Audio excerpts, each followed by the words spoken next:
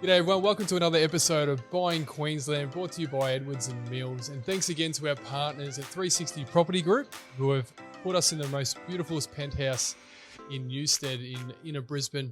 And we'll take a little bit of a look at that later on in the episode. But I'm joined here by Kiani Mills. Now, before we introduce this beautiful strapping young man over here, Thank you. I'm actually going to leave that to Kiani because there's more history between you guys than Jimmy and myself. Yeah. Cool. To start with, thank you all for joining us. Episode number 2 in the bag, which is good to see. Last episode we went through a little bit about us now, and I did touch on the team. So we thought it'd be important to bring one of our team members in with us today to have a little bit of a chat about buyers advocacy and the wonderful world that this is. But this is James Williams. I was lucky enough to meet this gorgeous man 15 years ago, working in nightclubs in the Melbourne CBD. So we both stem from a long world of hospitality. But he is a born and bred Queenslander. So he is our local, starting and helping us out with business development and managing relationships. And I'd like you to give us a little bit of a snapshot on everything that you've done. Maybe not everything. But how long do we have? And then also tell us what sparked your ears about the buyers advocacy world. Yeah, definitely. Well, firstly, thank you for having me on. Obviously, it's a pleasure to be here. Look, for me, it started a long time ago as an apprentice chef, way back in the younger years, and that developed a love for hospitality. So, completing my apprenticeship, moving forward, and started opening cafes in and around Melbourne, Sydney, Adelaide, and then eventually back up here at home in Brisbane. So that was a long career, developed in and around cafes and coffee. Lots of hard work. Yeah, long days. You know, cafes are only open 7 till 3, but you're there a lot longer. So. Eventually that's led into my current business now, which is Cold Brew Coffee Company, Boston Black. Check it out. little plug. Our favourite, yeah. Where's the bottle? I generally have one with me, so I'm surprised I don't. So that led into creating this new business, which actually sparked out of COVID as well. It was sort of initially beginning as a bit of a side hustle, you know, something to do to entertain myself while the world was in lockdown. You know, we got really blessed and, you know, built a really good team around us that we're growing, and we're growing at an exponential rate. And then, obviously reconnecting with you, Kiani, and then through Kiani meeting Jake, you know, sort of really started to take interest in what you guys were doing. You know, obviously, Kiani, I know that you've been in and around property for a long time. You know, and from my side, my property dealings have always been on the commercial side, you know, whether it's negotiating leases with landlords for a commercial space, or, you know, we've purchased a couple through the businesses over the years as well. And it's exciting. Like, it really is. See, we told you. There are fun parts to it. It's not boring. Yeah, you know, like it's even the simple things of negotiating a commercial lease. You know, it's a lot different to, you know, say renting a property, and things like that. And, you know, obviously the grand scale of them buying commercial properties as well is huge. So it's always, it's definitely always been around, and, you know, been in my mind, especially through a lot of the commercial space. You know, your first thought is, you know, can we afford to buy this building? How can we get there? You know, and a lot of what we learnt was through mistakes. Welcome to adulthood. There's definitely been a few over the years with that.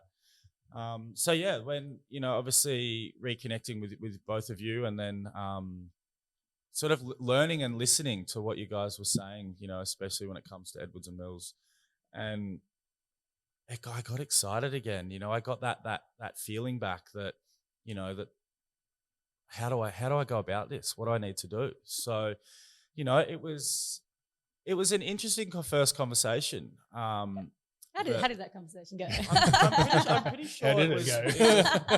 I'm pretty sure it was initially with Jake at my birthday. Yeah, it was. You know, we were there, and we were talking about, you know, what he was doing, what things that he had coming up. You know, he was managing a couple of different clients at the time. He had offers in. And I could see it lighting up in his face as he was talking about it. And, when it comes to work or business, I think that the one thing that I've really learned is if you can find something that you've got a passion for, or you've got an ability to grow in any aspect, whether that be learning, skill development, upskilling, I think that if you can latch onto something like that, then it's amazing. So I sort of sat on it for a few weeks. It was sadly my birthday is over the Christmas period, so we made it fun. Yeah, It's all right. you can't really just jump straight into something. So I sort of sat on it for a few weeks, and then obviously spoke with you as well, Kiani, and basically just said, what do I need to do? I want to be a part of this. Let's make this happen. And that's part of the thing that I love about it, is that a bit like Jake, he kind of came to me and went, yes, I love this. Let's learn about it. And you can learn about it quite quickly with the right people, with the right ethos. You can learn about it quite quickly. There's a bit of a trend going on here, just quietly. Everyone seems to be coming to you and saying, help fix me. Come to me. No, but Jimmy coming in, having somewhat come from a totally polar different industry, he's got the basics, as I said, relationship building, keeping long-term relationships. He's seen the spark and he's learned about it along the way. So I'm really interested to know exactly what you have learned, because for Jake and I, it's kind of second nature now. But I think for you and for our listeners as well, learning about what a buyer's advocate is for the first time, you're going to hear totally different things than we are. Yeah. I think for me, the biggest thing that I've learned, and that's, purely just by either being, in meetings or hearing you guys on the phone, is how to understand a client's brief. It's, for me, I think about it in my head and I'm like, all right, I want a house. It's got to have a pool, a couple of bedrooms. Yeah, sweet. All right, I'm good with that. But I guess I really underestimated that people are buying a home. This is a lot different to commercial space. Like, people are buying something that they're going to move their family into. They want their kids to grow up in. So really, watching the both of you, not so much on a business side, but more on a compassionate side, about really understanding what it is that client wants for their home, was something that I really underestimated. And, it's incredible to watch, how, as we all know, everybody's different. So, but yeah, just watching the compassion that you guys have towards finding that right client, their exact dream home. I think you were fortunate enough to see Kiani in action, weren't you, in an auction at one time? Yeah. I remember that gave you a bit of a buzz button as well. Yeah. Walking away from that and hearing Kiani negotiate, the property got passed in. And that was a phone conversation in the car. On the way. Shoes off, feet on the dashboard. Let's get it done. So that property itself, we won the auction, got passed in, but the gap between where we were at and what they expected was something like $700,000. It was just big, incredible. What did that tell you then, seeing that? Well, that's the fun part of the game, isn't it? Really, you've gone through, you found the right house, you're at the pointy end. The auction's there, the blood's pumping. Everybody's on edge. And then just to see Kiani, she dominated that auction. There would have been 30 to 40 people there. She's 5'6.5". 5'7". It's important. And just watching her literally stand there and just take charge. And I think that the biggest part of that comes from obviously years of experience, and knowledge, but B, just her hunger. And to see that hunger and that fire in you to win that property for that client was insane. And then obviously there was a little bit of a moment when it did get passed in, but it all kicked off once again once the phone call started. It was about just not listening to your negotiating skills through it. I was sitting in the car and I'm tapping on my hand. I'm like, I want to do this. I want to let's go. Let's start now. Let's start today. It was so exciting and so it was thrilling. I could feel, the buzz that was coming off into me, just from listening to you in full action. We're pretty lucky as well, Jake and I. We've got some amazing mentors around us, so that when we do need a hand, or we do need how would you tackle this or anything at all, we've got those phone calls that we can make, which is really cool. So on that day, I actually made a phone call walking into it, And to Gary, Gary McPherson, he is a legend. If you need a buyer's advocate in Victoria, see him, absolutely. But if I said, Gaz, all right, this is a scenario, this is where we're at, any game plan tips? And he's like, right, Kiani, do this. So even that, great. even though I knew somewhat, I had no idea the vendors' expectations were so high, but we were in there, absolutely in there with a chance. And then having Gary's little voice of reason in my head gave me that extra confidence, which my gorgeous little client sitting next to me shaking, she was like, I don't know how you did that. I went, well, because we've got a team behind us. It's not just us. There is a lot that goes into it, but we've got the support behind us as well. So that's going to get passed on to you as well. It can be very intimidating in an auction if you haven't done it before. You're bidding on behalf and you're spending, I believe that price range was over the 2 mil. It's a lot of money to spend on a property when, it needed a bit of work done to it as well. Yeah. So to have those people around, like Gary and other people who've gone through it already, it's really important, the mentoring side of it. Absolutely. When it comes to auctions, and there are little tricks and skills when it comes to being involved in an auction. Yeah, when do you bid? When do you come in? How much do you go in at? Yeah. Do you put your foot down aggressively? Do you hold off and wait and see what everyone else is doing? There's a game plan around it that people, there's actually a psychology around. The psychology in it is huge, and we will have a full episode on the psychology at an auction because it is so important. And a lot of clients, and we've had a client actually ask the question, if you're just bidding for us at auction, do we need to pay the whole fee? And that was a really interesting thing for Jake and I because we went, oh, there is so much that goes into the lead up just to get to auction.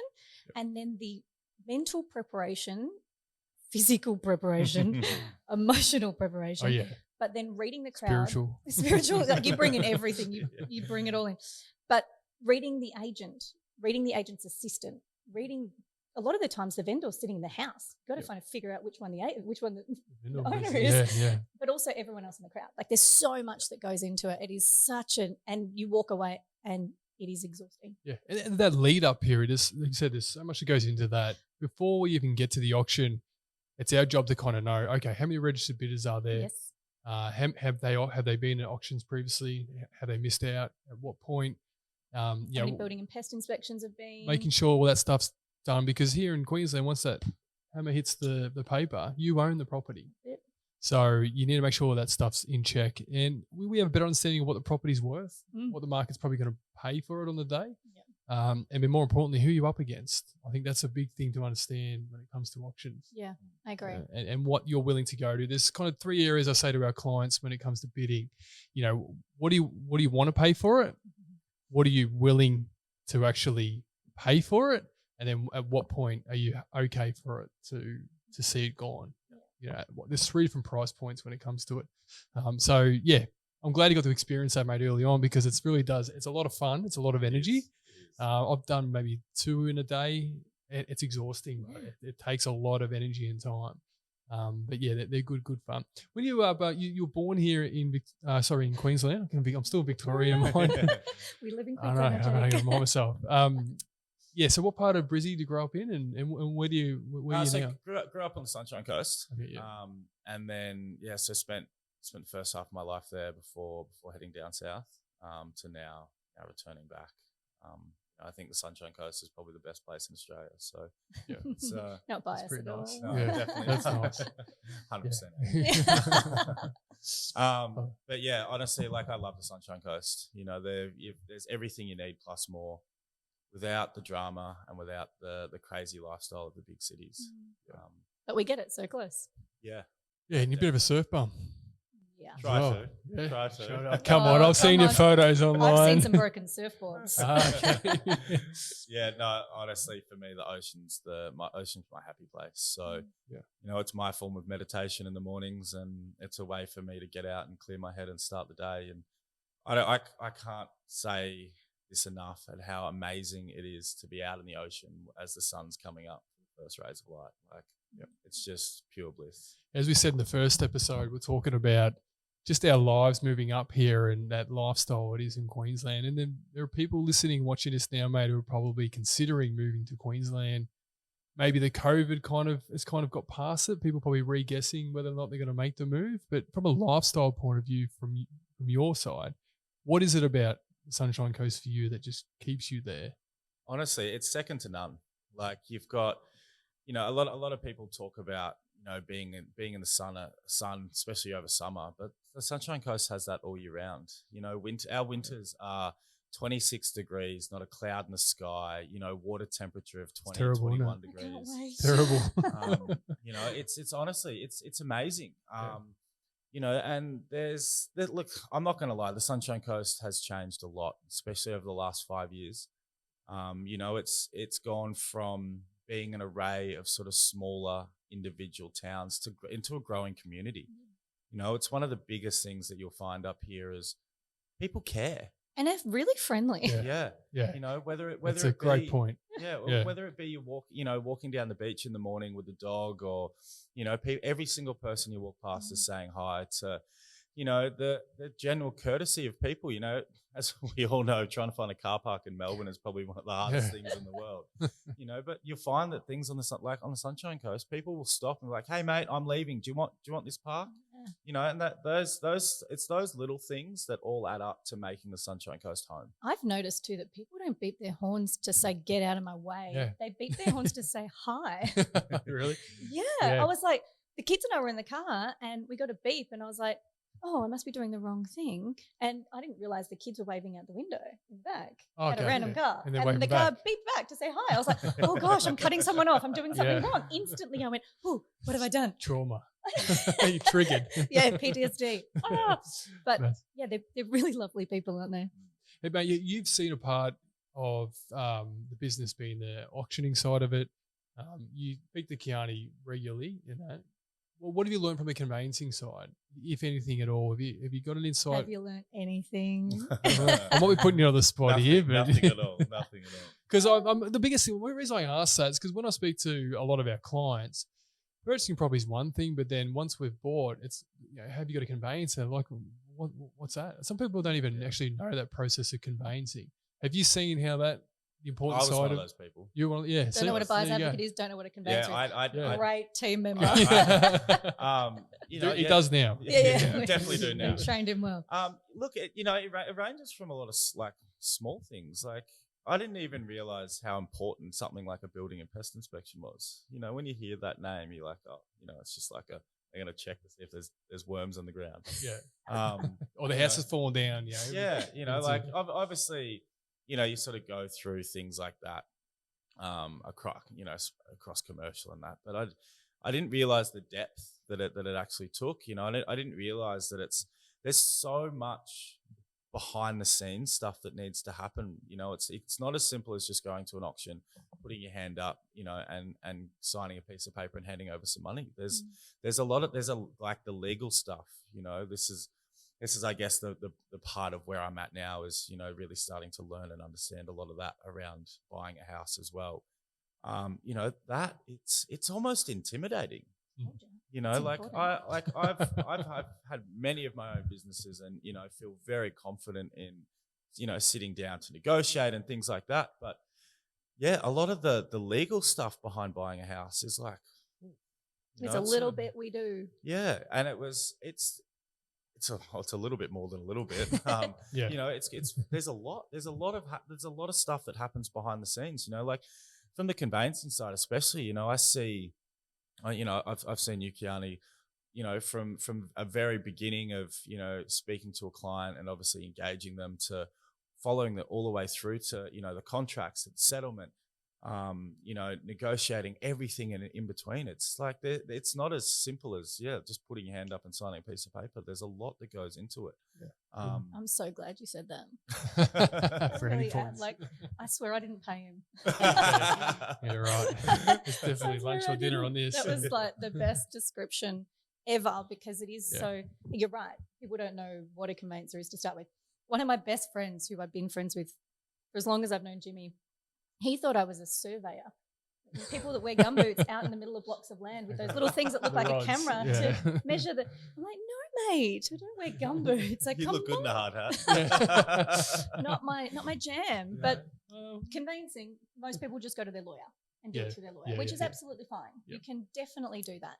But the world of conveyancing is so specialised that we only deal with the Transfer of Land Act and the Sale of Land Act, which is buying and selling property. So that is all we do. So when you want to know a specialist, that is us. Lawyers deal with family law, litigation, property law, yes, but they will cover all areas of law. So while, yes, they are generalists in their field, we are the specialists. And all law firms have conveyancers. So, yes, you can get the same service there that you can here, better here. But we specialise. Yeah, come on. You can bring the bottle out. I'll bring my conveyancing hat out. It's called Imperial Conveyancing. You could be my voiceover guy. Hey, you mentioned before you've started a coffee company, Boston Coffee. Again, there's another Boston plug Black for you. Coffee. Sorry, Boston Black Coffee. So plug right, Jake. Boston so, Black. so, so the learnings what learnings do you think you'll take from that? Because very, very successful. Now you're leading into something that you're passionate about, you want to get involved in. What learnings do you think you're going to take away from that now into an area that you haven't had much experience in? Great question. You're gonna Put you on the spot. Yeah. Would you like some hold music yeah. so you can think? Cute elevator now. Look, for me, the way that I started my business was a lot of face-to-face cold calling. For me, it was simply by walking into venues saying, "Hey guys, I'm Jimmy. This is my product. Let's do business." So that gave me a lot of off the bat confidence, which, at the stage I'm at now with Edwards Mills, it's about creating those relationships with agents, brokers, and everything under that tree. So that's been, I guess, the forefront into me making this jump and stepping into it at the moment, I think, quite well. That's obviously up to you guys to decide. Having that ability to just walk into a real estate office, or a broker's agent and just say, "Hey, I'm Jimmy. This is Edward Mills. This is what we do. Let's do business." So it's an element of being familiar. Yeah, that's definitely. Cool. And it's not it doesn't just end there. Like if it comes down to whether it was from the coffee side or from this side now, once you win that relationship, it's not as simple as, all right, I'll speak to you when I need something. There's a lot of things that happen along the way, where it's, I might be in the area, and I'll call them up and be like, "Hey Matt, hey Sam, blah, whoever, what are you up to? Do you want to grab a coffee? Show me what properties are coming up now, or, hey, I've got this buyer that I really want to put in touch with you guys, So it's not necessarily just always attacking for business. It's about building a relationship and maintaining that relationship over a longer period of time as well. And I think that by me coming on board, and especially being on the Sunshine Coast and starting to develop and build those relationships across the Sunshine Coast. So I think what a lot of people don't realize is how big and how stretched out the Sunshine Coast really is. There's a sort of, we all joke that 40 minutes will get you anywhere.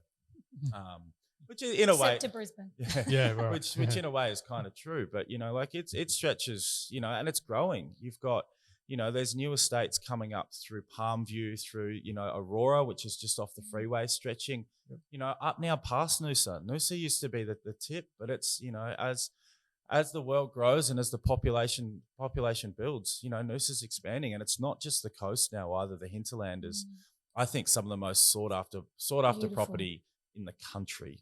You've got beautiful green rolling hills, and on the right spot, ocean views. Yeah, amazing.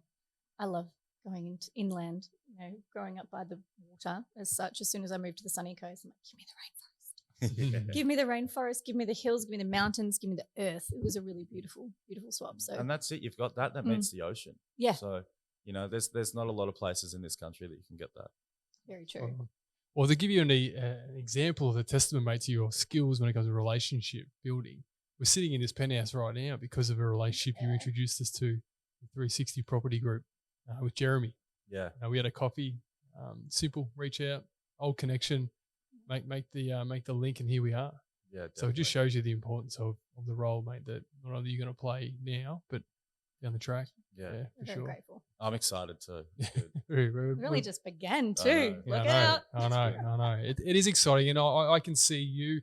I think one thing people really underestimate, we had this chat early on, is because you've asked me a lot to kind of relate to Jimmy, like just telling me how you got started, what you were doing, and I said, what I was doing, man. I was literally just walking to real estate agents and just saying, I'm Jake Edwards and Mills. This is who we are. Yeah. Didn't want anything, just plant the seed, saying g'day. And you've got to build that confidence in yourself. It's hard. It is hard, because you're worried about judgment. You're worried about people going to think. You might get knocked back. Rejection. You do agent after agent. You might do 10 agencies, but you might get 2 phone calls back. That's the essence, I think, of growing a reputable business anyway. 100%. Yeah. So you'll definitely succeed in that area. There's no doubt. You want to get into become a BA. You want to become a buyer's advocate. That's the plan here, isn't it? Yeah. That's the angle. I want to be I'm a little bit taller than 5'6". I want to and a half. And a half. Yeah. I want to be the person that's running that auction from, I want to be the person that's out there finding that home for our clients.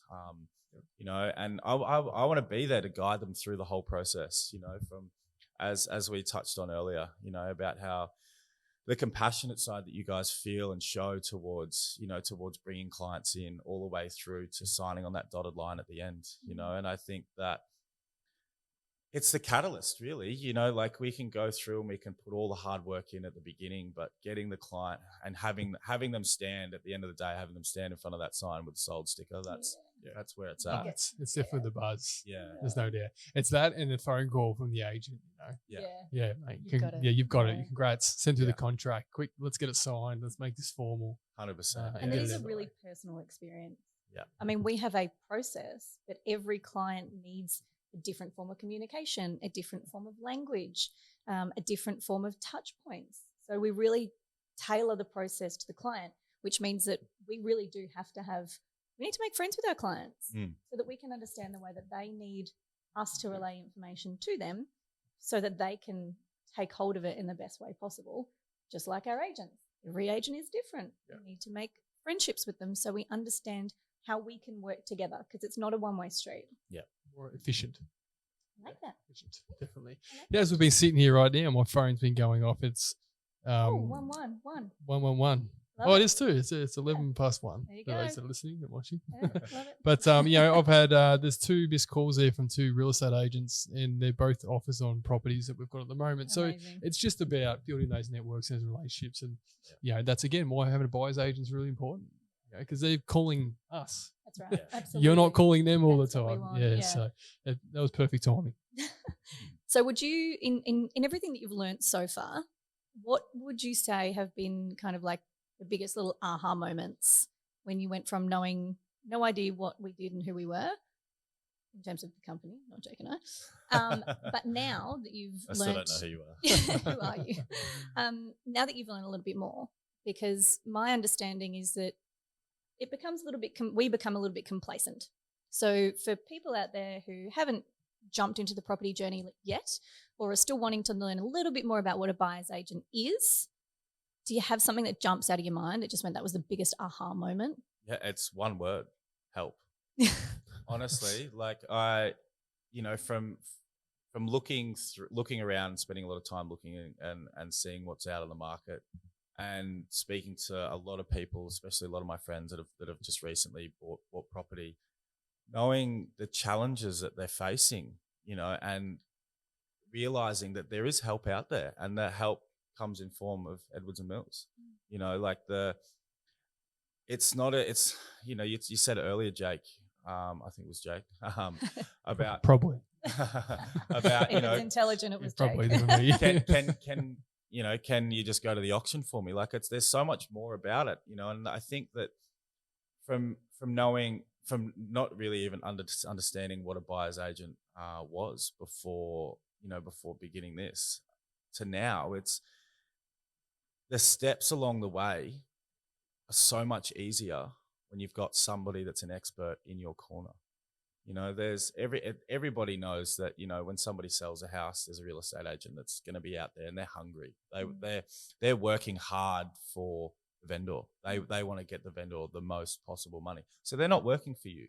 They can be super friendly and they can be nice to you if you're coming in trying to buy a house. That's right. But at the end of the day, they're trying to get as much money out of you as possible. Whereas now understanding what a buyer's agent is, it's an understanding that we're doing that, but for our clients, and that we're doing it in the reverse, where we're trying to get that property at the best possible price and making that transition super simple and super easy. So it all falls down to, what is a buyer's advocate? We're help. Yeah. We're the ones that are here to help you to get that dream home. Yeah, great. Well, we can use that for our plug like, for this can we just episode, like- mate. So good, That was good stuff. really Good well. stuff. Mate, we're just going to quickly just again talk about, do you want to quickly the relationship with 360 Property Group with Jeremy or? Yeah, well, for me, Jeremy and I have known each other for a long time. Yep. You know, so when I came on board, he was one of the first people that I got in touch with. You know, the guys at 360, and Jeremy heads up most of that team now. You know, they've got some amazing projects, not just here in Brisbane where we're filming today, but also throughout the Sunshine Coast. So, yeah, you know, they're doing some really cool developments ranging from apartments to townhouses, and a lot of in between. So, you know, we're excited now to be working with them. So big shout out to 360 Property and Jeremy Gilmore. Yeah, and as we said off the top, this beautiful penthouse that we're in, located here in Newstead, there's 3 bedrooms, 4 bedrooms that are available, but as you can see, they're luxe finish. Some penthouses you walk into, you know, they've got the big price tag, but don't have the finish that you're after. These ones definitely have you know, the finish that you're looking for in a penthouse. So, and they're available as well. So if anyone does want to have a chat or reach out, we can connect you with Jeremy and the team, and you can talk about owning your house in beautiful inner Brisbane. Love Definitely. it. Thanks, team. Thank you. Thanks, guys. Good stuff. Number 2 in the bag.